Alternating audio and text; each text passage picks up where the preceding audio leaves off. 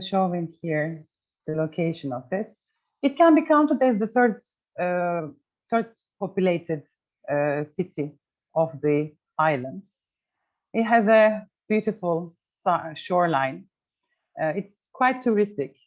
It has a university, so it's not only a touristic city, but it also has a winter life with locals and with also students.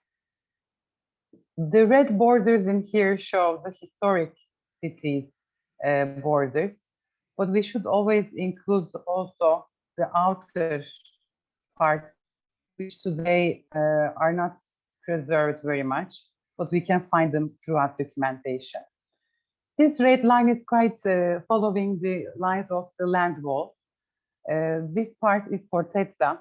It's the citadel of the city. It's a Venetian building, but of course it's the second citadel, because the early citadel was around the harbor, Castellavecchio, and there was also a Byzantine citadel which did not remain, as has been referred by some scholars. The history of Rethymno is much more beyond the Venetian history, of course. There are findings from 1350, 1250 BC in the Mastaba region, in burial areas. There are numismatics from 4th century, again, BC, revealing the name of the city. Therefore, we know the city's history is beyond the understanding of Ottoman and Venetian periods. The lack of written documents, especially before Hellenistic period, creates a blur zone, but researchers, I'm sure, will allow to gain more information in that sense. We also find references in texts. For instance, Plinius reveals the name of the city as Rethymna. Later on, Ptolemaeus also refers the city as Rethymna. Elianos mentions the city as Rethymnistis Kritikis. And then we come to the Venetian period, where basically the formation of today's city has been created mostly. The Venetians, they were ruling from the 13th century till the 17th century, mid-17th century, the islands, and they have created 4 territories in the islands: Chania, Rethymno, Cadia, Heraklion, and Scythia. Rethymno was again an important port, a secondary important port for the islands. In this map of Basilicata, you may see the Rethymno as referred. The Venetians, they paid a lot of attention to the port, and they did infrastructure work. Basically, they have endepthened the port area, the seabed, because of its natural formation and its climatic condition. The harbor of Rethymno always takes in sand from the northern wings and northern waves. And these sands, they have to be sent away from time to time for the commercial activity to continue in the city. In this map, we can see cartograph. We can see the city borders as they are in the Venetian era. This is the port. This line shows the Sbaratone, which is the channel digged by the Venetians in 1582, I think. You may also see in here Fortesa, which was built after Uluç Ali's intervention in 1575 to 1590. In this area, you can see the city. Here is Loggia, which is still preserved, the piazza in front of Loggia, and the shoreline of Venetian city, Sabionara, which is today basically the Arcadio Street and the settlements area, which were added to the city as expansions of the Ottoman period. There is a detail in here. I think it's much more easy to see. You can see the channel here better, the port. This part has been also reinforced by the Venetians in 1618. Here is the loggia. And there is also a lazaret, a quarantine building, which has been referred by some Greek scholars in this map. But I'm not really sure about the location, so I will not be showing you that one. Okay, in here you can see the land wall, the army base of the city. And later on, in the 17th and 18th century, you will see the extensions in this part especially, and in this part of the city.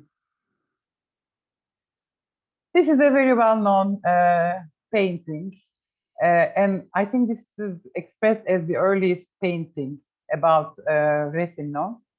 This reveals a view from the Venetian period.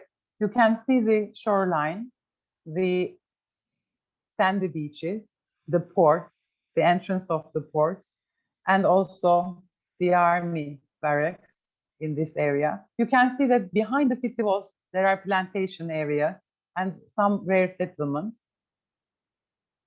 You can see the loggia here, Fortesa, the settlement inside Fortesa, which basically also played a kind of economical division with the lower city and the upper city, I think. Another gravure revealing same information here, but you can see in this part a long building. Let me show you a detail here. I think this tradition here will continue with the small shops, with the arasta in the Ottoman period. You can see the riverbeds and the port, and also some buildings that were constructed during the Venetian period, walls basically. Another view again. Let me show you a detail here. Okay. As I said before, in 1618, the Venetians, they tried to support the east jetty of the port.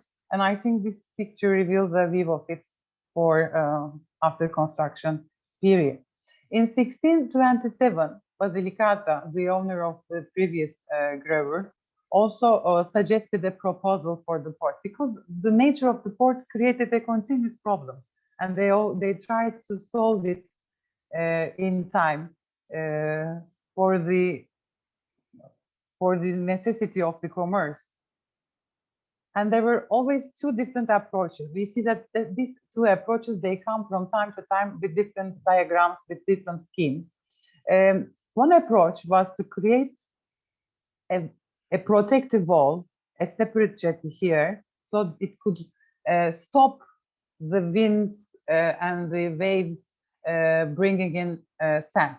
Another idea was to move to this side, to the west side of the city, so that it could be protected more naturally from the effects of the strong winds and the sand movement.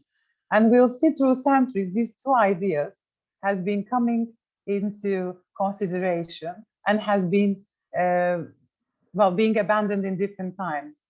Okay. Well, in 1641, Leone also made a design, which I will share with you. And in his design, he merged these two ideas of adding a protected line to the east, another line to the west. In 1646, the Ottomans invaded the city, and after their takeover, they tried to reinforce the city walls.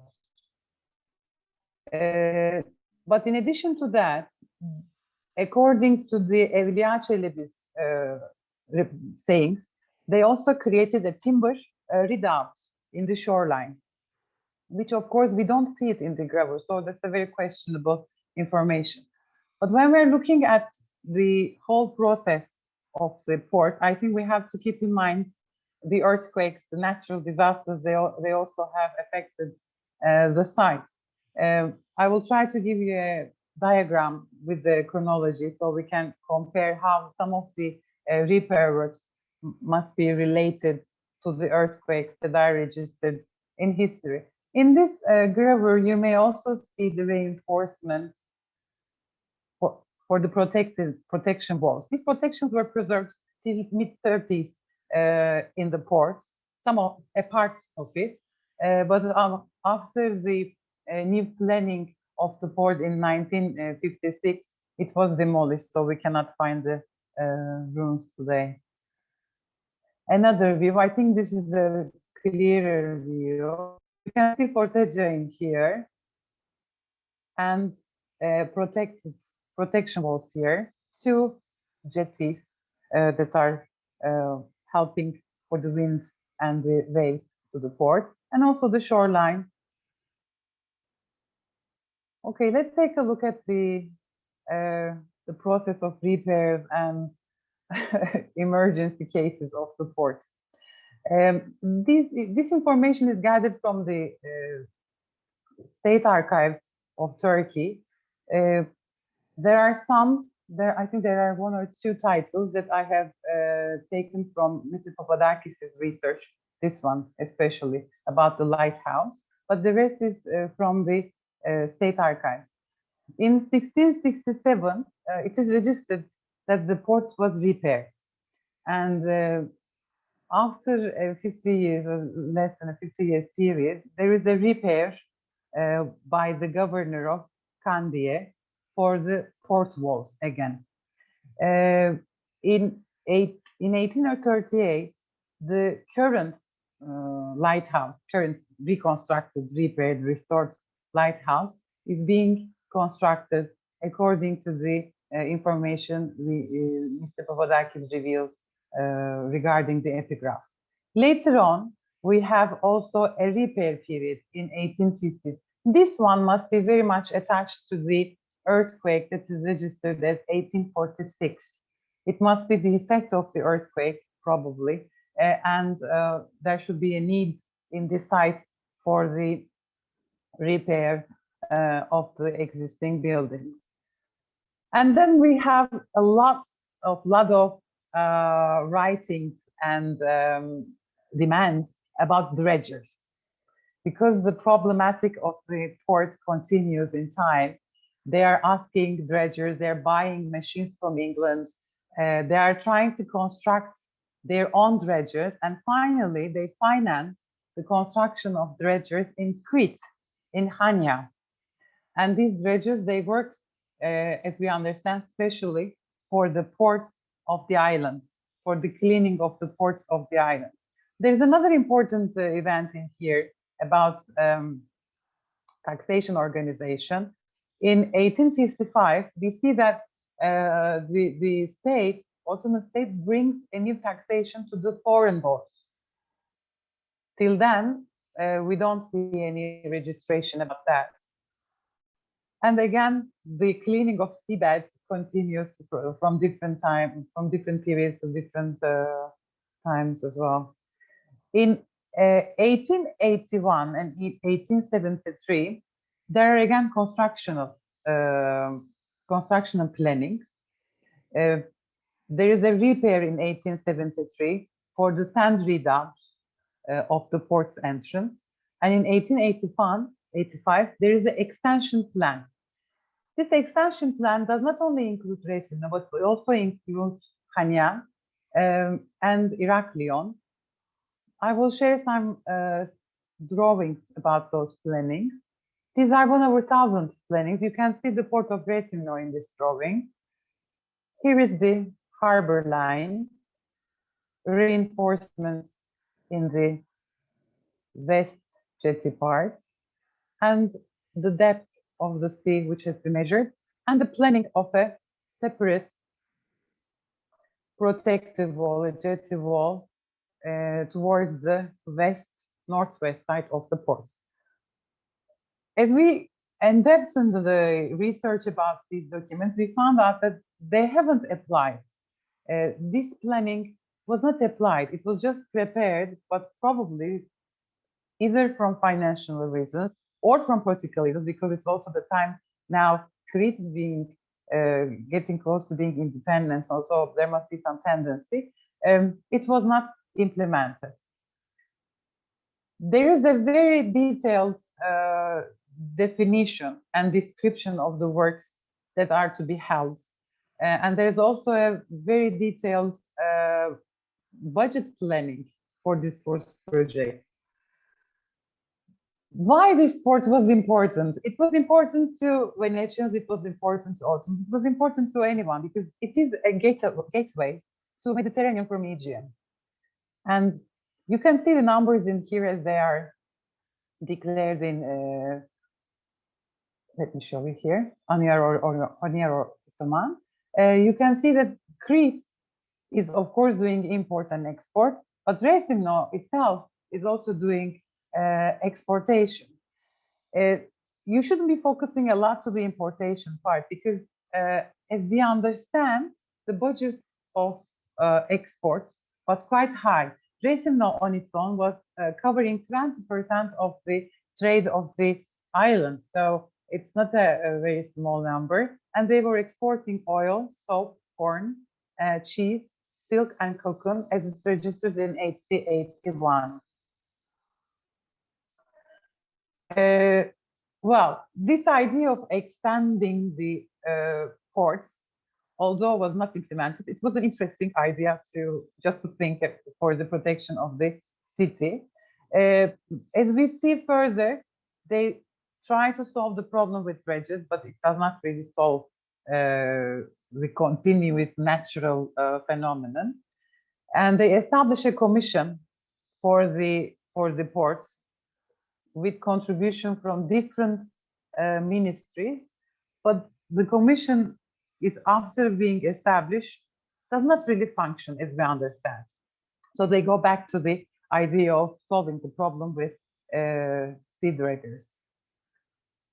Another, and I think this is one of the final documents that we could find, was the new custom buildings proposal in 1895.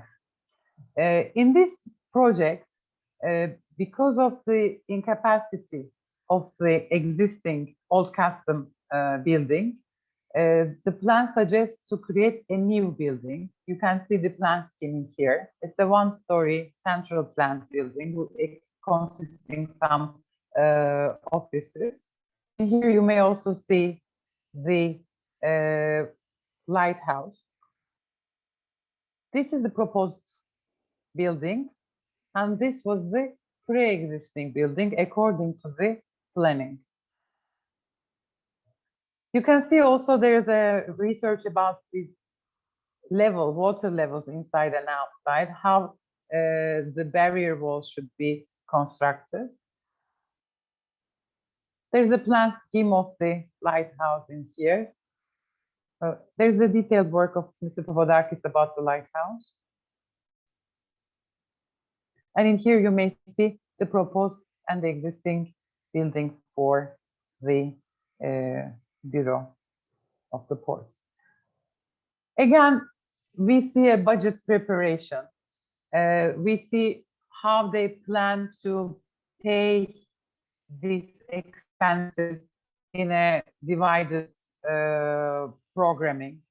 And unfortunately, we don't have any pictures or any documents about the construction process of it. Probably it's again a project which hasn't been really finalized, because in the photographs regarding Rethymno, we may see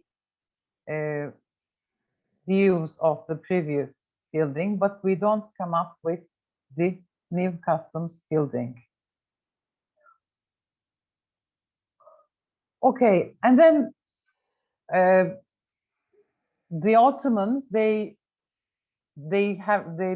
come into a moment they cannot hold the island anymore, especially after the events in Hania. The international squadron intervenes in the island, and the army leaves. And Rethymno especially becomes a independent but still attached state under the protection of Russian army for a while. I want to give you some numbers about the capacity of the port in the beginning, well, in the end of the 19th century. In here, you can see which ports Rethymno is importing and exporting. As you can see, the numbers in here are especially very high when it comes to Egypt. There is a high exportation towards Egypt and also towards England and Austria. When it comes to imports, we see that England is importing a lot of products into the market of Rethymno. What are the main products of Rethymno? These are from Guinness statistics. Well, olive oil, of course, carob, wine, soap as major products, leather. Later on, we can count Wallonie, cheese, almonds, citrus, dried grapes, silk, tatre, greenstone, cocoon, tree bark, wool blankets, textiles, and so on. So we can see that even though it's a small city with a population of 8,000 and 9,000 later on in the late 19th century, it has a big capacity, especially in the agricultural products, which I think is a tradition and it still exists in the midst of Rethymnian economy. In the beginning of 20th century, the trials about the port continues.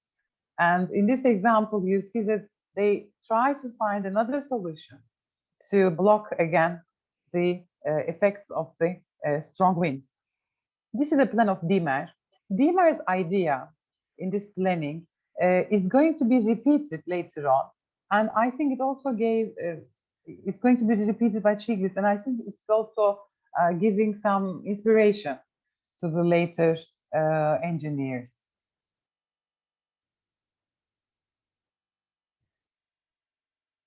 Okay, this is the local sea line from Rethymno. There is a boat to Candia,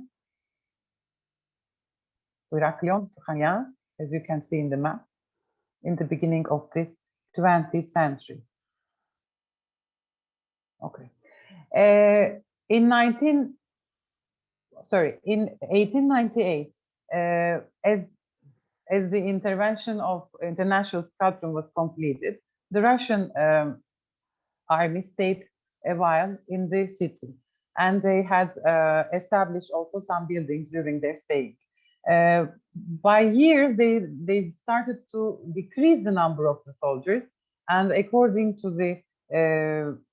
some documentations, in 1907, they left the city totally. In 1913, the Cretan state united with the, well, it was united before, but it was accepted with an agreement by the Ottoman state in 1913, and got its full independence legally in that time. After 1913, well, basically after the leaving, the exodus of the Ottoman army, things started to change within the city. We see that the Russians, they pay attention also to the infrastructure work or to the city planning. And we see in the beginning, there is a huge try to have progress within the city. So I think it's a very interesting period, especially till the First World War. I mean, this period of Rethymno till the First World War is a very boosting period where they try to, let's say, modernize the city. Of course, modernization in that time brings lots of collapses. They try to widen the street of Arcadia, so we have some losses. The clock tower in that time is also being demolished. Well, the Muslim cemetery behind the city is being demolished. And we see new proposals for the ports. They want to solve the problem of the ports. And in that sense, We meet with new names and new commissions. This is the view, very close to our, it's not today, but close to the, of the port. I think you can see in here the different plannings. This is from Mr. Spandakos's research.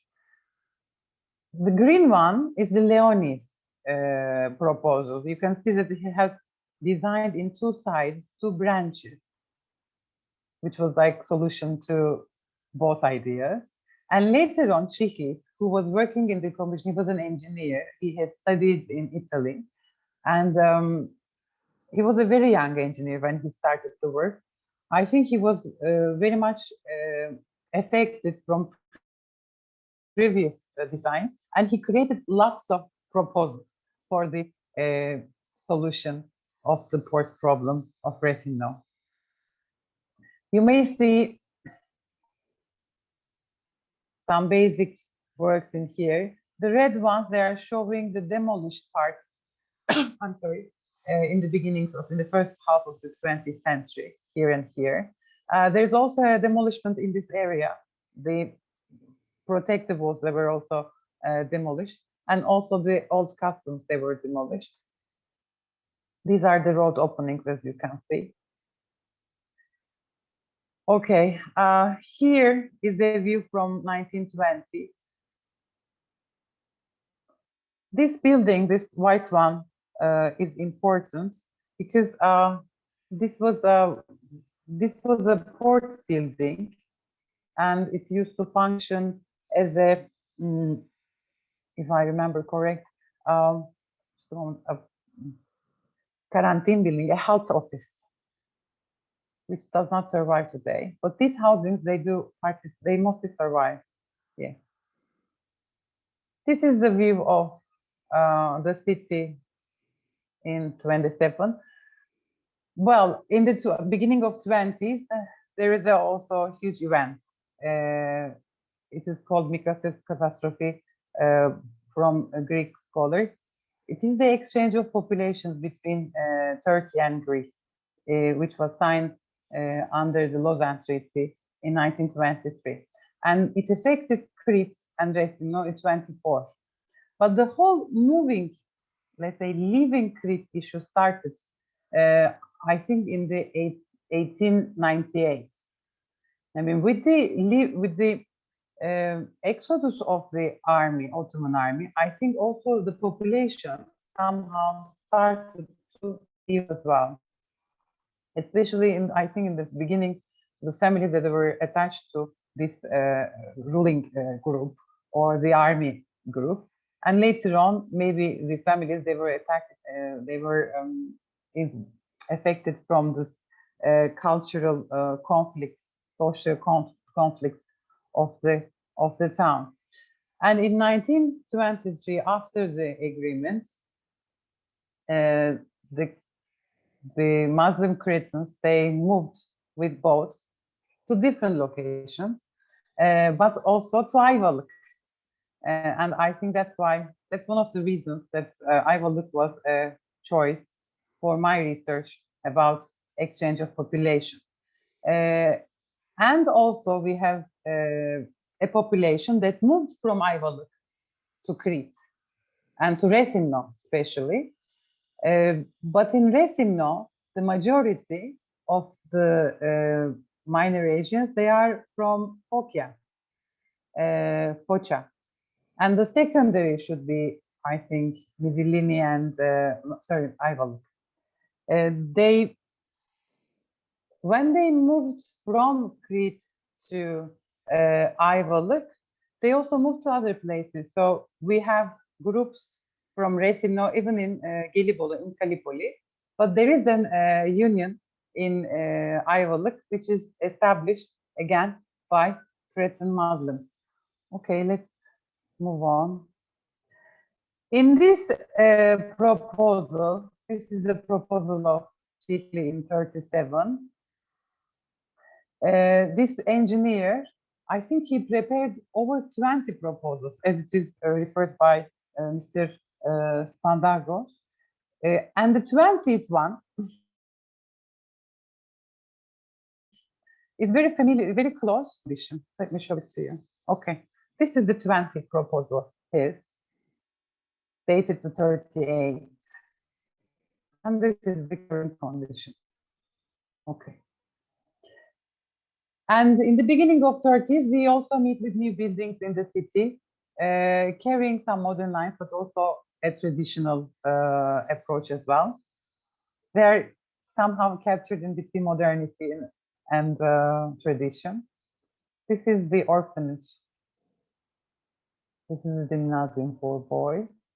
The new Telonion building, the new customs building, was also, I think, a part of this new line with some signs of tradition. So it was built in 31. You can see also some storage areas at the behind.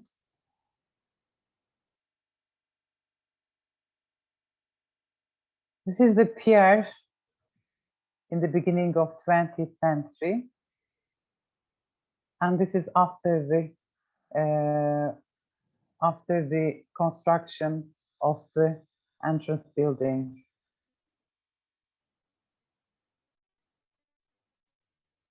Behind that, you can see the Lise. The lighthouse, this picture is from 1943. And in 1940, another episode starts for Crete. In 1940, Italian invasion starts, and later in 1941, the air invasion of Crete by Germans is conducted. The cities, they are affected, of course, from this air invasion. And these years are followed by the Civil War in 1946. Therefore, basically, especially in this period, I couldn't find more plannings, because war and then civil conflicts, they all were attacked somehow one to another, an event followed by another one. So there is a period that the city tries to survive. This is a view from 1960s, after the extension of the port, because in 1956, the extension of the port is designed. This is a view of the lighthouse in 1960.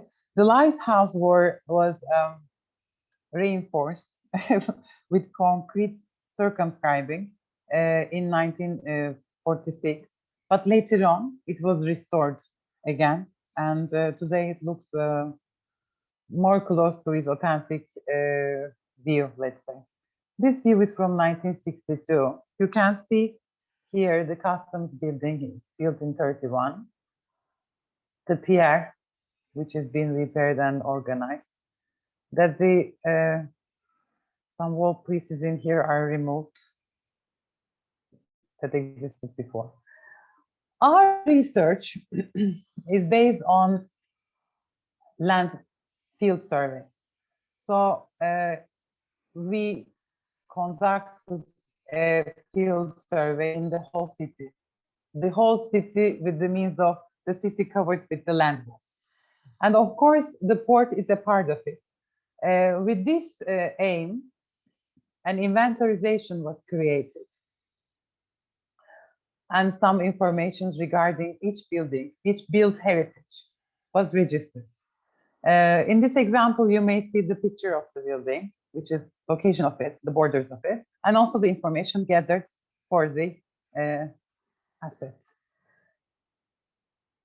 In this research, the historical period of buildings, authenticity, the status of authenticity, the status of construction, floor numbers, usage, material, construction types, they were all registered under the under the basic outline of UNESCO inventarization charters. These buildings are current buildings of the port. You may see some very familiar faces in here. This one was in all the pictures we have seen till now. These are very special port houses. In here, you can see the construction types. Masonry is still, I think, dominant in the ports. We also see some concrete buildings, some of them modern buildings, early modern buildings that could also be counted as monuments today. But some of them, some bad interventions to the area. And here you can see the ratios of construction status. Most of the buildings are in good state constructionally. You can see the chart here. The bad ones are red ones and here the blue ones. It's a small amount, but I have to remind you that this field work was finalized in 2015 or 14. So today's conditions might be quite different than the registered ones in here.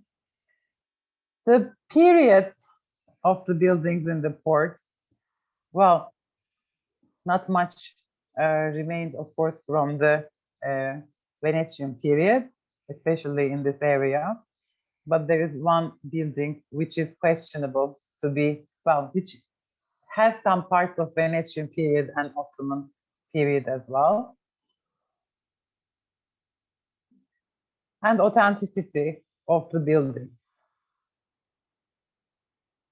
Authenticity was separated under these headlines of good, medium, bad, ruin, lost, new buildings, and indistinct. Because in some examples, it was difficult to determine the authenticity.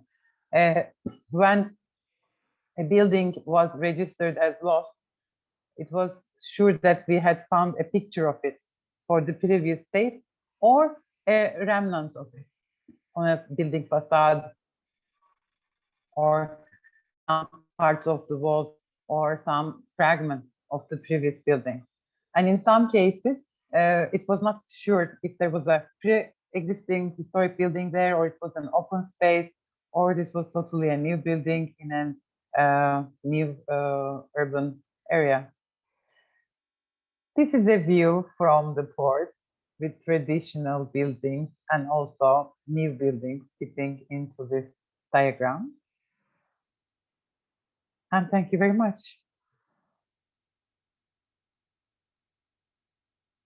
This is all I want to say. Thank you, Ayşegül. Maybe there are some questions. I will start with my own, if that's okay. Have you come across any indication of ship construction areas where the ships constructed in the Rethymno area, or were they? I mean, is there was there an area of repairs for the ships? Did you come across any evidence for such a thing?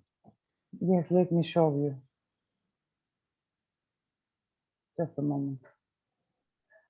Especially in the east part of the port, a bit further, we see there are areas that they were pulling the boats.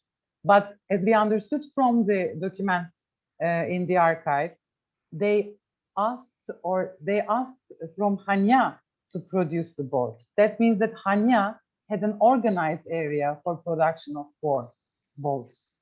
And Rethymno was not that much evolved in that sense. I will try to show you a picture of it. I may have it in this one. Just a moment. Just a moment, please. If I have the picture of the shore. No. Okay, I'll show it from here. We can't see the plan. I mean, just a moment. Yeah. Okay. Thank you. Okay. This does not explain what I want to show, but basically there are some pictures before the construction of the pier here, Prokinea. There are areas that they can pull the boat. These pulling areas is either for bringing in stuff or just for short-term repairs, probably. But full construction is probably in Hanya, Okay. not even Iraklio. I'm not sure about Iraklio. Okay. Questions? Yes. Here's, I see, you can unmute yourself. May I? Yes. Okay, thank you. Well, Ayşegül, I'm glad I've attended your presentation. There is, I think, a lot of systematic sequence of information about the port and the heritage. I will start with a rather technical remark, which might cover some more juicy information.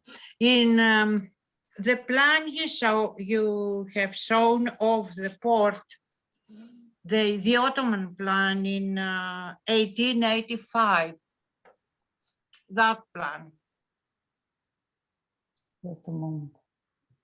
I was astonished to notice that there were some symbols of Greek alphabet on the plan. And I don't know if this is, suggesting Greek origin engineer or,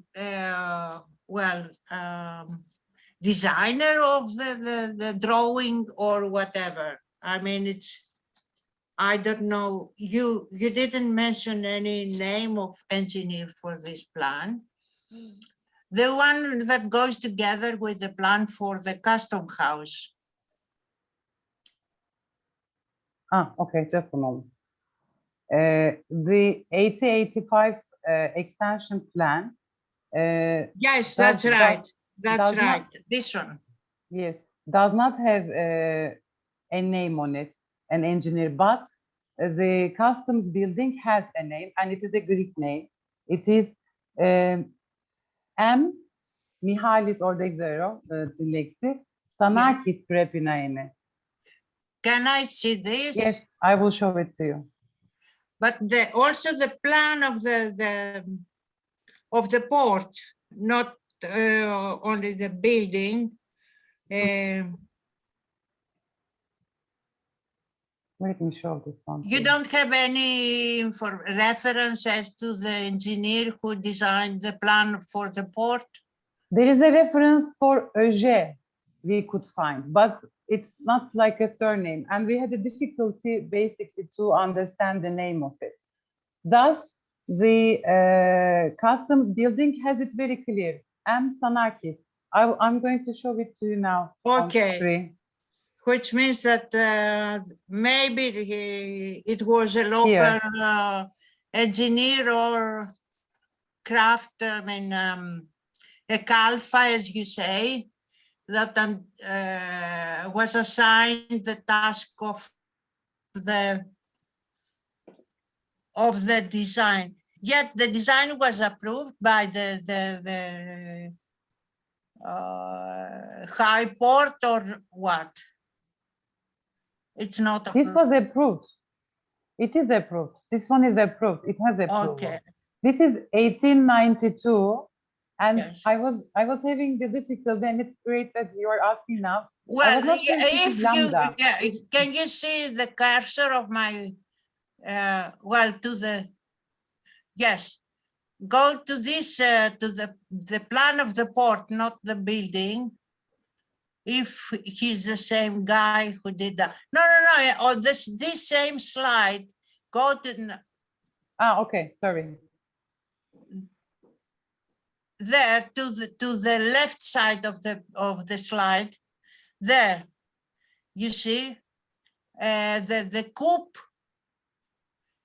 Coupe is a French word, so and the coupe is alpha vita, and then coupe gamma delta, which are the Greek letters of the. Maybe it's the same guy who designed also produced the the drawing of the port. I think so. I mean, the whole drawing, I'm sure, belongs to this engineer here. It's designed at l'engineer. There is also his title in here. So this is his design, this port drawing. I was mentioning about the previous one, which is earlier. Yes. This one doesn't have an engineer name. We could find only Auger. Auger was mentioned as the designer in the text, though, not in the drawing. So But this is can you spell still a the kind name? of Auger. Let me. Auger. It's written Auger. I or O? Hmm. A-U or O? How It you is spell Auger? It is Ottoman, so they converted see. it as Okay, Ottoman. okay. But I can send you the Ottoman text, and maybe we can talk about it. I have it also Latinized and also with Okay, I Ottoman see. Yes, engraphy. yes. It's not in Latin characters, unfortunately. This one Okay. doesn't have a sign. There is a note in the chat. Thank you very much for the feedback. Mihalis Savakis is mentioned by Stavros Fakiotakis. Thank you, Mr. Stavros Fakiotakis. I will note it in here. So it is Savakis. I noted it correctly. Okay. And Mihalis Savakis. Sanakis. Yes. Savakis, probably. Savakis, yes, Latin character. Okay. Yes, Savakis, that's clear. It's a Okay. Greek name. Yes. And maybe he designed more things in the area, and he was trusted by the Ottoman authorities to undertake this project. I mean, Yes.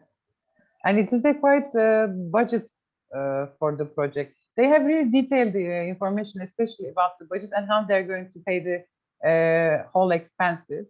We see they make a 5-year plan for the first planning, the extension of the port, which is costing around 162,000 francs, something like that. And they try to pay it in 5 parts from the certain taxes that are to be paid from the landowners to the from the landowners as rents. This is what they plan. But unfortunately, they don't realize the project in this one of 1885. Do you have any comparative data about the other 2 ports, that of Chania and the other in Candia? Maybe because they were decided the same date. So you said extension plans for the cities of Rethymno, Canea, and Heraklion. They have in the same file the see. projects that they have created for Chania. And it's I haven't made a comparison in this. No. In this Just to speech. have any mention of the author. They do Maybe have they assigned the task to one author for the 3 of them. Yes, they do have a planning in here. I will go through in deeper to make a cross check with other ports. Well, it's the period when port building is undertaken in this part of the Mediterranean because of after the opening of the Suez Canal and the traffic to the sea road to India. So it's interesting to know. It is really interesting. It is really interesting also how they continuously tried with the dragger to solve the problem, and it was never solved for centuries. I mean, even in Venetian period, later in Ottoman period, it was for centuries a big deal to take the sand from the area. In this sense, Ayvalık is very similar, and I think when I was making the first research in Ayvalık port, I was also surprised to see the same attitude because Ayvalık has the same problematic. It's not deep. So big boats cannot come. Like Rethymno, the big boats, they were always anchoring outside of the port, and there were small boats carrying from these big ships the goods and the people all the time to the port, Yes, that's in and right. out. So it was very interesting for me to see. It's the in same both. pattern. The Exactly same the pattern. same pattern. So, Yes. yeah. Right. Any other questions, comments?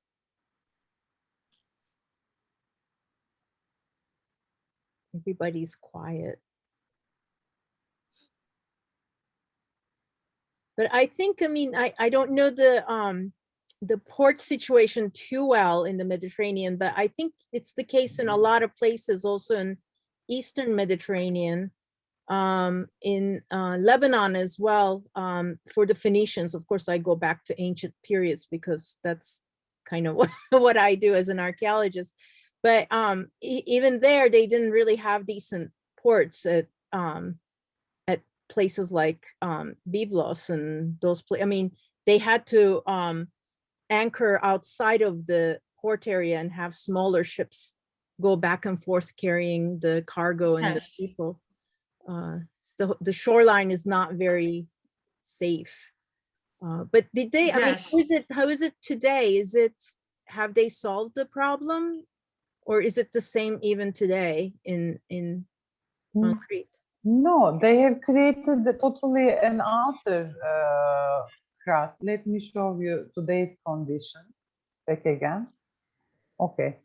As you can see now, today there is a full and lengthened wing, west and east. So it's much more preserved.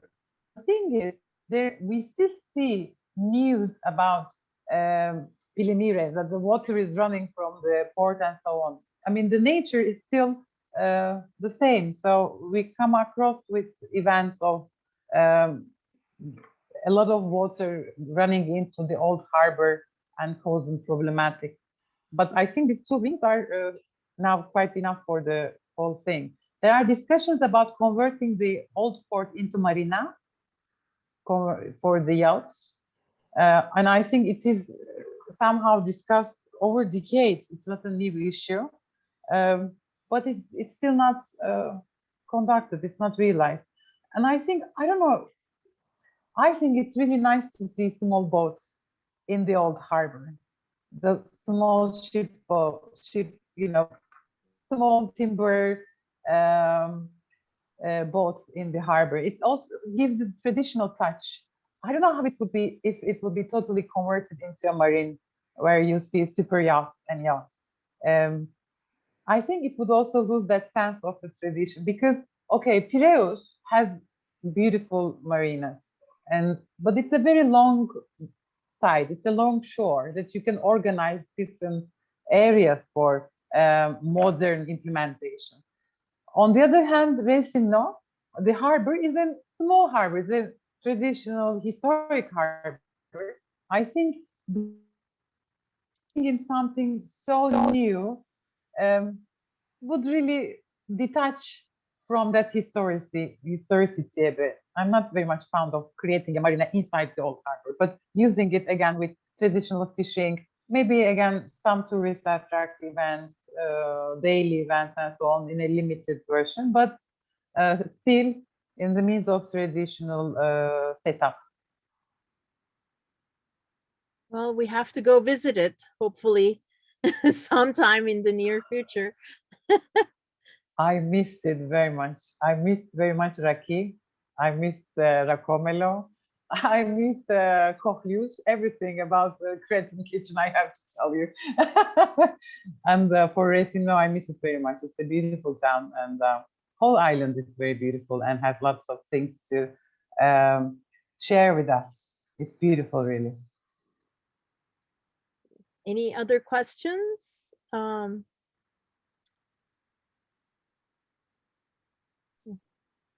Well, Mr. Adonis Anastasopoulos has a question. okay. Uh, Oh, thank you for the talk. It's not a question. I just want to say, since you mentioned the current condition of buildings, etc., in Rethymno, just to say that a factor that has changed the situation in the last few years is as everywhere in the world, Airbnb. I mean, in the 2 years before the pandemic, many buildings abandoned for decades in Rethymno have been renovated by their owners or by local companies or by tourist offices, etc., to accept tourists. And also this has meant a change in the composition of the population in the old town of Rethymno, which for many years, I mean, for at least 20 or 30 years, it was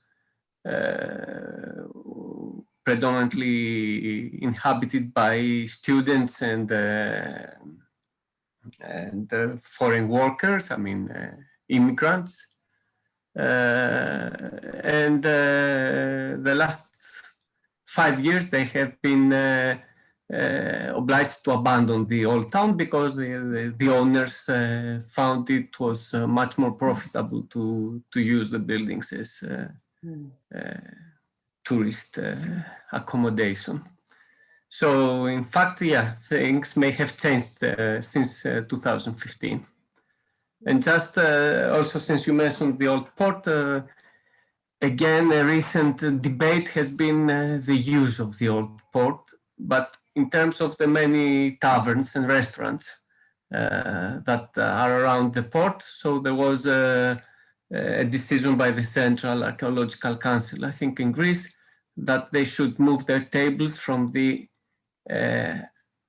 outside side of the old port, I mean the one right next to the sea, inside, and leave a corridor for passers-by on the outer side. To which the local restaurant owners objected a lot because they thought it would destroy the view of their customers to the sea. And actually their proposal was to build a corridor inside the sea, so to add a corridor, so that they could use the whole of the old port for the tables and add a new structure for people to walk through the port, which in fact, as you know, is a very narrow area anyhow. Yeah, so just this for terms of update. Thank you for your talk. Thank you very much for the update. For the air and Airbnb, I'm not very much surprised because in my last visit to Athens, which was more recent, I have recognized in the city center many flats that they were abandoned in the beginning of the first 5 years of millennium. They were reused as daily rentals. That somehow also created a life because there were some areas that were really abandoned. But on the other hand, of course, creates a kind of touristic push in that region. I'm a bit concerned about hearing that same happening for Rethymno because I always loved, in Rethymno especially, I haven't mentioned about the life a lot. It was always kind of focusing on to the port area, but especially in the southwest part of Rethymno, you also meet with lots of Prosviges, Minor Asia population, where you feel you're in old neighborhoods and people were sitting outside of their houses, they're chatting, they're asking you questions when you're talking. So it's a very Mediterranean feeling, a very Aegean feeling to be in that street. And if this is going to be replaced with some tourists and cameras, I think I will be quite disappointed and sad. I don't know. I liked it. I liked it very much, the field work in Rethymno. It was really very interesting and very teaching for me to talk with people because they had their own ideas and they had very clear vision for the city, and their expectations. Anyway, I don't know. Thank you very much for the cover up, though. It was good to hear about what's happening right now. Great. Any other comments, questions? Well, if not, we thank you very much for this presentation, which really made me want to go and visit. I was there over 20 years ago, I think. It's been a while. So I'm hoping when this pandemic, this nightmare is over, we'll be bouncing around immediately as soon as we can in the nearest areas. And I think Crete will be one of them for me. So great. Thank you very much. And thank you all for coming, and have a good evening. Thank you. Thank you. Thank you. Bye-bye. İyi akşamlar. İyi akşamlar. İyi akşamlar. İyi akşamlar. Görüşürüz. Hadi bay bay. Yassas. Yassas. Yassas. Kalina. Yes, Aseol. We should go to Greece. Yes, we should. Nancy. Anne. It's like the Brady Bunch. Yeah, let's go. Yeah. Yeah. It's been decades and decades for me. I wouldn't recognize the place. Well, for me, the most exciting thing is I moved into my back room from the living room for studying. Big movement.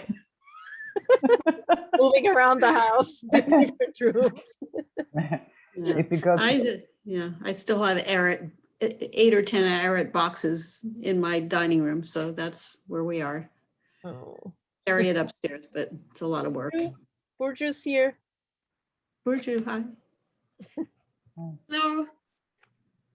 Tüden. Annem gitti. Annemle tanıştıracaktım. Ayşegül kaçtı. Okay. olsun, tanışır. Maybe in Crete we'll meet. Yeah, well, she's Who knows? an Ayvalık girl. She will be talking to you about Ayvalık nonstop. Oh, Yeah. I like to talk about Ayvalık as well. So, Yeah. but this is my first presentation about Crete. So I was very much anxious about it. Somehow I'm very much used to talking about Ayvalık. Well, but for some reason, first time talking about Crete was like, oh my God, what I'm gonna tell. But it was nice. Thank you very much for the opportunity. Well, I really enjoyed it. We'll make you talk about Ayvalık at some point in the future. So Okay. I know lots of people are also Okay. interested in Ayvalık. So Okay. okay, well, great to see everybody. Thank you. Bye bye. Thank İyi you. geceler. Bye bye.